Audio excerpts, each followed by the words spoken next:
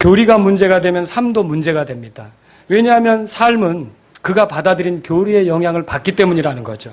변화가 있느냐 없느냐 그것은요 이제 잘 살펴봐야 돼요.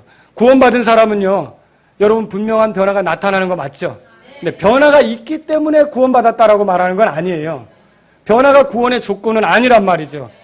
구원의 열매는 될 수 있죠. 그렇죠? 그래서 변화는 구원의 결과예요.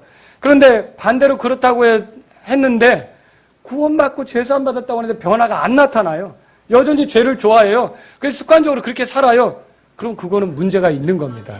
그게 하나님으로부터 온 죄사함을 받은 건지 다른 어떤 것을 받고서 지금 아편처럼 몸이 힘들 때만 슬쩍슬쩍 그걸 주입하는 건지 잘 판단해 보셔야 된다는 거죠.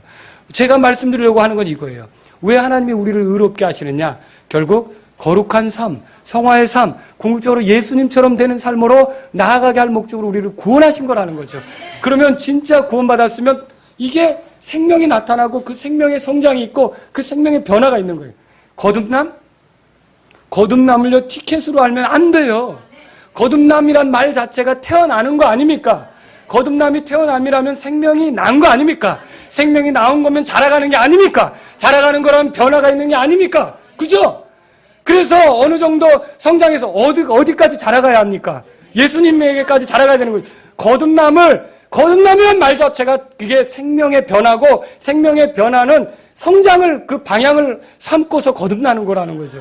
이 거듭남이 무슨 티켓 얻어가지고 내가 이제 거듭났기 때문에 난 천국 가고 땡 이거 아니라는 거죠. 정말로 우리가 거듭났다면 그 다음부터 그 사람의 삶에는 변화가 나타나게 돼 있어요. 그 열매로 그들을 알지니라는 말씀도 있잖아요. 그러므로 우리가 정말로 죄사함 받았다면 우리 삶의 변화를 사모하고 변화가 나타나기를 원하고 변화가 풍성하게 되어서 열매가 있어서 우리를 구원해 주신 주님이 영광 받으시도록 해야 된다는 거죠. 열매가 많으면 아버지께서 영광 받으신 거 믿으십니까? 근데 만일 내게 열매가 없고 변화가 없다 그러면 점검해 봐야 돼요. 내가 어디서 잘못된 걸 가지고서 진짜 구원받은 걸로 착각하고 있는 건 아닌지, 자기 멋대로 하고 있으면서 필요할 때만 죄사함을 이용해 먹는 건 아닌지. 여러분, 하나님은요 우리의 삶을 멋지게 변화시키려고 구원해 주신 걸 믿으시기 바랍니다. 이전처럼 똑같이 살게 하려고 우리에게 복음을 준 게 아니란 말이죠.